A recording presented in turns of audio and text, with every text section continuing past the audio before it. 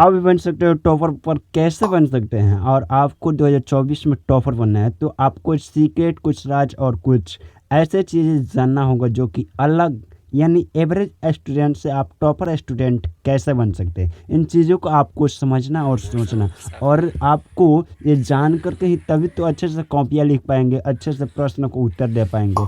और आपको हम बता दें कि बिहार टॉपर संगम राज, यानी 482 अंक ला करके पूरे बिहार में प्रथम स्थान हासिल किए, वो भी तीनों फैकल्टी में, साइंस, आर्ट्स, कॉमर्स, इन तीनों में भी उन्होंने पहला स्थान हासिल किया।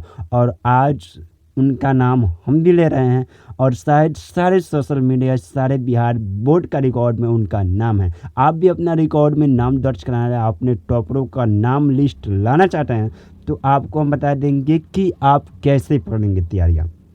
देखिए, किसी भी टॉपर का कुछ ना कुछ सीक्रेट, कुछ ना कुछ राज, कुछ ना कुछ ऐसे। देखिए, उनके पास ये किताबें थी, आप भी बन सकते हैं टॉपर। देखिए, इसमें कुछ सीक्रेट बताए गए हैं, बल्कि इसके लिए हम अलग से एक वीडियो बना देंगे, उसमें आपको बताएंगे कि आप कैसे फ्लो करेंगे। कुछ ऐसे रूल्स होते हैं, कुछ ऐसे ट्रिक और कुछ ऐसे राज होते हैं। बल्कि उन्होंने कैसे कैसे प्रश्न पढ़ा, जो कि हर बार प्रश्न पूछा जाता है बिहार बोर्ड में और लड़ जाता है। आपको भी जानना है तो आपको इस वीडियो को एंड तक देखना है, और आपको हम पढ़ाएंगे सिर्फ आज VVI क्वेश्चन, जो कि बिहार बोर्ड में बार बार पूछा जाता है। तो आइए शुरुआत करते हैं। इतिहास की है, हिस्ट्री के। सिंधु सभ्यता का क्षेत्रफल कैसा था, तो आपको याद रखना है त्रिभुजकार था। ठीक है। सिंधु सभ्यता से संबंधित स्थल चिन्हों की सर्वप्रथम खोज की थी NG मजुमदार ने किया था। यहाँ पर हल चलाने का साक्ष्य कहाँ से मिला था बाबू, तो कलिबंगा से मिला था। कलिबंगा में जब हमारे इतिहासकारों ने खोज किया, वहाँ पर रिसर्च हुआ, तो वहाँ पर एक हल का चलाने का साक्ष्य मिला। ठीक है। इससे मालूम चला कि यहाँ के लोग खेती भी करते थे और कृषक भी थे, किसान थे। ठीक है। VVI सिर्फ पढ़ाऊँगा। मोहनजोदड़ो नगर बसा हुआ था 20 किलोमीटर के घेरे में। कितना घेरे में, तो 20 किलो। हड़प्पा लिपि सर्वाधिक साम्य रखती है, सर्वाधिक साम्य रखती है द्रविड़ लिपि में। किसमें भी, द्रविड़। हड़प्पा नदी किस नदी पर स्थित है, हड़प्पा किस नदी पर अवस्थित है, ये आपको वेरी वेरी इंपॉर्टेंट है। हम बता दे रहे हैं, ये रवि नदी पर ये लड़ेगा। बल्कि देखिए, यहाँ पर हड़प्पा सभ्यता की जुड़वा राजधानी पूछे तो हड़प्पा और मोहनजोदड़ो। ठीक है। आ जाइए, मोहनजोदड़ो की सबसे बड़ी इमारत निम्न में कौन सी थी। देखिए, सबसे बड़ी इमारत थी आपको अन्नागार। ठीक है। उसके बाद आप हड़प्पा कालीबंगा बंदरगाह की प्राप्ति कहाँ से हुई, तो लोथल से। हड़प्पा निम्नलिखित में किस नाम से जानी जाती है, कांस्य युग थी। यहाँ पर खोज हुआ था तो उस समय कांस्य की युग थी, इसलिए कांस्य युग नाम रखा गया। देखिए, सिंधु कालीन भवनों के निर्माण में प्रयोग किया जाता था कौन सी ईंट बाबू, तो पक्की ईंट। हमारे घर में भी बनाने के लिए किस ईंट का प्रयोग किया जाता है, तो पक्की ईंट का किया जाता है, क्योंकि हमारा घर मजबूत हो। सिंधु सभ्यता के निवासी किस देवता को पूजा नहीं करते थे, प्राकृतिक देव को पूजा नहीं करते थे। ये भी आपके लिए VVI है। ठीक है, याद रखिएगा। सिंधु सभ्यता में हल का प्रमाण मिला है, कलिबंगा से पहले भी पढ़ा है, ये भी अब भी पूछ रहा है। देखिए, मोहनजोदड़ो की जानकारी किस पुरातत्वविद से मिली, पुरातत्व यानी किस इतिहासकार से, किसने खोजा मोहनजोदड़ो का, तो राखलदास बनर्जी। और वही पूछे कि हड़प्पा सभ्यता की खोज किसने की, तो आपको बताना है ये तो राखलदास बनर्जी ने किए थे, और मोहनजोदड़ो का खोज दयाराम साहनी किए थे। ठीक है, याद रखिएगा। विशाल स्नानागार के अवशेष कहाँ से प्राप्त हुए, देखिए ये कई बार पूछा है, 15 में पूछा, 16 में पूछा, 19 में पूछा है। ठीक है। तो विशाल स्नानागार, स्नानागार मतलब स्नान करने वाला, नहाने वाला, ये मोहनजोदड़ो में है। ठीक है। अन्नागार, अन्नागार, स्नानागार। ठीक है, ये मोहनजोदड़ो में, यानी स्नान करने वाला। हड़प्पा किस नदी के किनारे स्थित है, तो रवि। हड़प्पा सभ्यता का सबसे बड़ा नगर कौन था, देख लिए। हड़प्पा सभ्यता था ना, वो 2 नगर था, एक हड़प्पा एक मोहनजोदड़ो। इसमें का दोनों का सबसे बड़ा नगर था तो मोहनजोदड़ो था। ठीक है। प्राचीन सिक्के निम्न में किस धातु से बने होते थे, तांबा और चांदी। ये भी पूछता है बाबू। प्राचीन भारत के लोगों के भौतिक जीवन के बारे में जानकारी मिलती है, उसे क्या कहते हैं? पुरातत्व। अब पुराने चीज़ों को जानना है तो पुरातत्व ही कहेंगे। पुरातत्व स्रोत में निम्न में कौन सबसे प्रमुख है? अभिलेख। अभिलेख, ठीक है, आ जाइए। आरंभिक अभिलेख किस भाषा में है? प्राकृतिक। ये भी पूछता है। अशोक के अभिलेख का सर्वप्रथम किसने पढ़ा? जेम्स प्रिंसेस ने भी पढ़ा था। कालीबंगा कहाँ स्थित है? तो राजस्थान में स्थित है। हड़प्पा सभ्यता में कौन सा पशु अज्ञात है? मतलब उसका कोई ज्ञात ही नहीं है, तो घोड़ा होगा। भोगवा नदी किस निम्न में कौन सा स्थल स्थित है? लोथल में। कहाँ पर? लोथल में। लोथल किस नदी के किनारे स्थित है? तो भोगवा। इसी को उलट दिया है। चलिए, इस नहीं है उतना। सिंधु सभ्यता में निवासी किस देवता के उपासक थे? तो शिव के। किस देवता के उपासक थे? तो शिव के। छोड़ दीजिए ये आपको। हाँ, पार्वती द्वारा प्रतिपादित 4 महापर्वतों में महावीर ने 5वें कौन सा महापर्वत जोड़ा? देखिए, ब्रह्मचर्य को जोड़ दिया। 4 तो पहले से था ही, सत्य, अहिंसा, अस्तेय, अहिंसा। उसमें एक और जोड़ दिए, एक और था, इसको भी जोड़ दिए, ब्रह्मचार्य को भी। ये आपका VVI है, इसको ले लीजिए, लिख लीजिएगा। बौद्ध संघ में प्रविष्टि उप संपदा, ठीक है। मौर्यकालीन कलिंग राज्य स्थित है वर्तमान दक्षिण उड़ीसा में। ये उतना इम्पोर्टेंट नहीं है, बल्कि है तो दिखा दिए हम आपको, ठीक है। जितना VVI है उतना आपको बता देंगे, जो कि हर बार लड़ता है। देख लीजिए, अशोक द्वारा प्रचारित बौद्ध कर्म कहाँ से प्रचलित हुआ? तो आपको ब्रिटेन। याद रखिए, अशोक के अभिलेख 44 नहीं करते हैं उतना मैटर।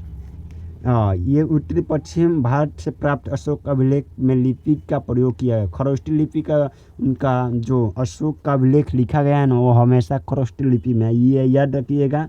ये 13वें अभिलेख, अशोक की कलिंग विजय का उल्लेख मिलता है 13वें अभिलेख में। इनका 13वें अभिलेख मिला, उसमें ही इनका विजय का उल्लेख मिलता है। ये कोई मायने नहीं रखता, ये नहीं। हाँ, धम्म की शुरुआत किसने की थी? धम्म की शुरुआत बाबू अशोक ने किए थे। बौद्ध धर्म का महासंधिका संघ के संस्थापक कौन थे? महाकश्यप। देखिए, महात्मा बुद्ध के जीवन की कौन सी घटना महाभिनिष्क्रमण के रूप में जाना जाता है? उनका गृह त्याग। उनका गृह त्याग, ठीक है। आपको याद रखना है और आपको हमेशा बनाए रखना है। सांची स्तूप की खोज किसने की थी? तो जनरल टेलर ने। सांची स्तूप का जनरल टेलर ने। मत्स्य पुराण, विष्णु के 10 अवतार का जिक्र किस पुराण में मिलता है? तो मत्स्य यानी मछली के पुराण में मिलता है, ठीक है। ये पिटक 3 है। निम्नलिखित में किसे पिटक में आध्यात्मिक एवं दार्शनिक सिद्धांत का संग्रह है?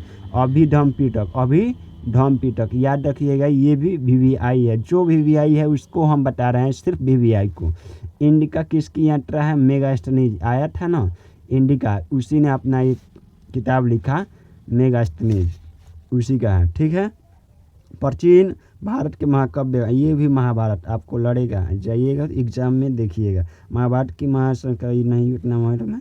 ये देखिए, 1 वर्ष, महाभारत की लगभग कितने वर्ष पहले रचना हुई थी? तो 1000 वर्ष पहले ही रचना इसकी हो गई थी, ठीक है। जो आपका VVI है वो बता दे रहे हैं। यद्दू नहीं है। महाभारत विश्व का सबसे लंबा महाकाव्य है। इसमें कुल कितने पर्व हैं? पर्व हैं तो 18, ठीक है। याद रखिएगा। जो VVI, देखिए, हाँ, भगवत गीता महाभारत के किस पर्व में अवर्तदित है? तो भीष्म पर्व में। गंगा पुत्र किसे कहा जाता है? भीष्म को। ये भी VVI है, आपको लड़ेगा एग्जाम में। मनुस्मृति में कितने प्रकार के विवाह हैं बाबू? तो 8 प्रकार के। मनुस्मृति यानी स्मृति है ना, वो एक किताब है, उसमें 8 प्रकार के विवाह हैं। जो आप पढ़िएगा तो लॉन्ग में है ना, उसमें आपको लिखना भी पड़ता है और आपकी बुक हिस्ट्री में है। महाभारत के युद्ध कितना दिन तक चला था? तो 18 दिन तक चला था, ठीक है। 18 दिन तक चला था। महाभारत की रचना किस भाषा में? संस्कृत। ये और ये, ठीक है। देख लीजिए 1 2 3 4, ये आपको नोट कर लेना है। जो हम बोल रहे हैं ना, आपको लड़ना ही लड़ना है, ये नहीं है ना। खुदक नियम का संबंध था है, I am sorry, Sutta Pitaka से, ये भी आपको लड़ेगा, ये हटा दीजिए। हाँ, महावीर स्वामी ने जैन धर्म के सिद्धांतों में कौन सा सिद्धांत जोड़ा था? ब्रह्मचार्य। अभी उधर भी पढ़ा है और इधर भी दे दिया है। देखिए, सुदर्शन झील का निर्माण किसने कराया था बाबू? तो चंद्रगुप्त मौर्य ने कराया था।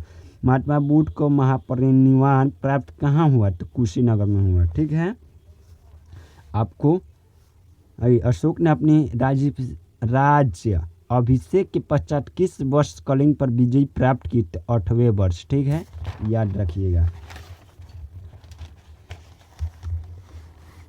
यहाँ पर देख लीजिए, शुंग वंश की संस्थापक किसने की थी? तो पुष्यमित्र ने की थी।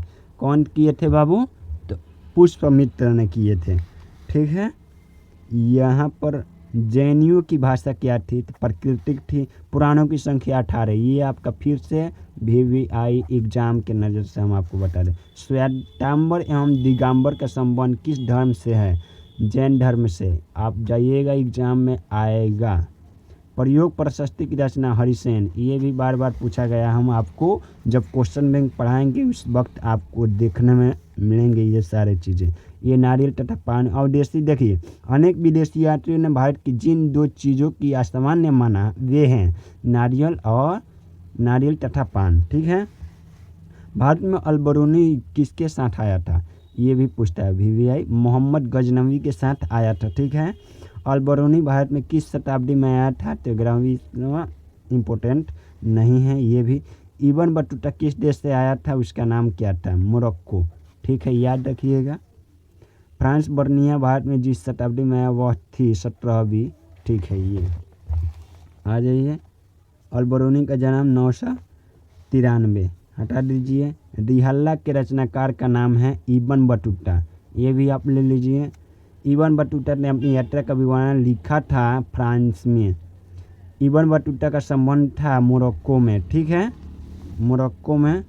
मेगास्थनीज के विवरण से किस शासक वंश की जानकारी प्राप्त होती है? मौर्य वंश के। ठीक है, मौर्य वंश को याद रखिएगा। उसी से इब्न बतूता कहाँ का निवासी था? तो अफ्रीका का था। ये आपको जितना इम्पोर्टेंट उतना आप लोग कवर कीजिए एग्जाम में जा कर के एकदम। गुप्तकाल में कौन सी चीनी यात्री भारत आया था? फहियान आया था। ठीक है, INA अकबरी किसने लिखा? अबुल फजल ने लिखा था। ठीक है, हैन संग कितने समय तक भारत में रहा? 14 वर्ष तक। उसकी उम्र उस समय बहुत कम थी।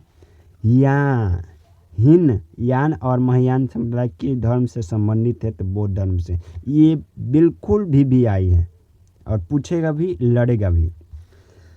तो चलिए, वीडियो को यहीं पे एंड करते हैं। अगले बार फिर से आपको और VVI बताएंगे। और देखिए, कुछ इसमें मिस्टेक होंगे क्योंकि हम जल्दी आपको बताने में थोड़ा मिस्टेक तो हो ही जाता है। तो आपको एग्ज़ाम में जो चीज़ें हम लिखवा रहे हैं, बता रहे हैं VVI, वो हम लोग कई सालों से पढ़ रहे हैं, पढ़ा रहे हैं। और जो टॉपर होते हैं ना, उन सारे से मिलते हैं और लोग सजेस्ट करते हैं कि हमने ये चीज़ें पढ़ा, वो बार लड़ा, ये चीज़ को हमने 5 बार देखा है कि 5 बार एग्जाम में पूछा। वही चीज़ें हम आप लोगों के सामने लाए। आप लोगों को क्या मालूम है कि कौन 5 बार पूछा है, कौन 10 बार? आपको कैसे मालूम चलेगा? क्योंकि आप लोगों को उतना एक्सपीरियंस नहीं, पहली बार आए हैं। कहीं भी शहर में जाइएगा आपको वो अनजान होगा, कुछ दिन रहिएगा तब तो मालूम चलेगा। जो पहले से उसको पूर्ण रूप से मालूम है कहाँ क्या है, कैसे है, सारी चीज़ें। वैसे ही आप भी क्लास में आते हैं, 12th में आपको कुछ भी मालूम नहीं है तो आपको टीचर बताते हैं और अगला जो एक्सपीरियंस है उसके पास वो चीज़ें बताता है आपको। तो चलिए, इसी पर वीडियो का एंड करते हैं। जय हिंद, जय भारत।